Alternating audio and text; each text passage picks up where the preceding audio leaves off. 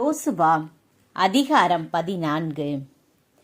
யோர்தானுக்கு மேற்கே உள்ள பகுதியை பங்கிடல். கானான் நாட்டில் இஸ்ரவேலர் பெற்ற உடைமைகள் இவையே. இவற்றை குரு எலெயாசர், நூனின் மகன் யோசுவா, குலங்களின் தந்தையர்களின் தலைவர்கள் ஆகியோர் இஸ்ரவேல் மக்களுக்கு உடைமையாக அளித்தனர்.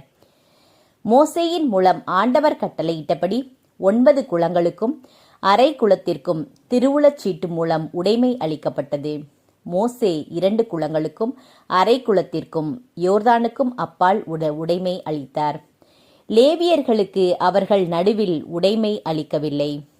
யோசேப்பின் புதல்வர் மனாசே, எப்ராயிம் என்று 2 குலங்களாக இருந்தனர். லேவியருக்கு நிலத்தில் பங்கு தரப்படவில்லை. ஆனால் அவர்கள் தங்குவதற்கு நகர்களும் அவர்களின் கால்நடைகளுக்கும் மற்ற உடைமைகளுக்கும் மேய்ச்சல் நிலங்களும் தரப்பட்டன. ஆண்டவர் மோசேக்கு கட்டளையிட்டபடியே இஸ்ரவேலர் செய்து நிலத்தை பகிர்ந்து கொண்டனர். யூதாவின் மக்கள் கில்காலில் யோசுவாவிடம் வந்தனர். கெனிசியனும் எப்புனேயின் மகனுமான காலேபு அவரிடம், ஆண்டவர் கடவுளின் மனிதரான மோசேயிடம் காதேசு பர்னேயாவில் என்னை பற்றியும் உன்னை பற்றியும் கூறிய வார்த்தை என்ன என்று உனக்கு தெரியும்.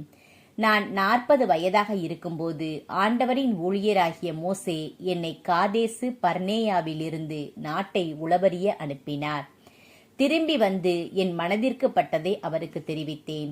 என்னுடன் வந்த என் சகோதரர் மக்களின் இதயத்தை அச்சத்தால் நடுங்க செய்தனர். நான் முற்றிலும் என் கடவுளாகிய ஆண்டவரை பின்பற்றினேன்.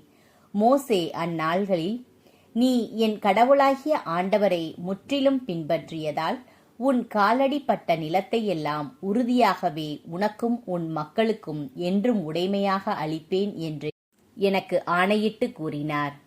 இதோ, அவர் கூறியது போல் 40 ஆண்டுகளாக இதுவரை ஆண்டவர் என்னை உயிருடன் வைத்துள்ளார். இதை ஆண்டவர் மோசேயிடம் கூறியபோது இஸ்ரவேலர் பாலை நிலத்தில் பயணம் செய்து கொண்டிருந்தனர். இப்போது இதோ நான் 85 வயதானவன்.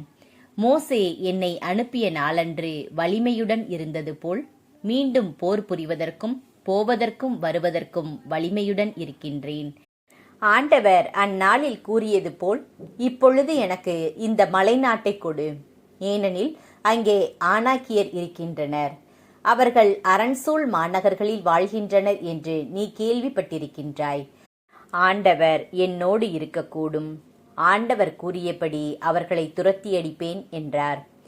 யோசுவா எப்புனேயின் மகன் காலேபுக்கு ஆசி வழங்கி எபிரோனை உடைமையாக அளித்தார். இந்நாள் வரை எபிரோன் கெனிசியனான எப்புனேயின் மகன் காலேபின் உடைமையாக உள்ளது. ஏனெனில் அவர் இஸ்ரவேலின் கடவுளாகிய ஆண்டவரை முற்றிலும் பின்பற்றினார். முன்னாளில் எபிரோனுக்கு கிரியத்து அர்பா என்ற பெயர் வழங்கியது. அர்பா ஆனாக்கியருள் பெருமைமிக்க மனிதன் ஆவான். நாட்டில் போரின்றி அமைதி நிலவிற்று.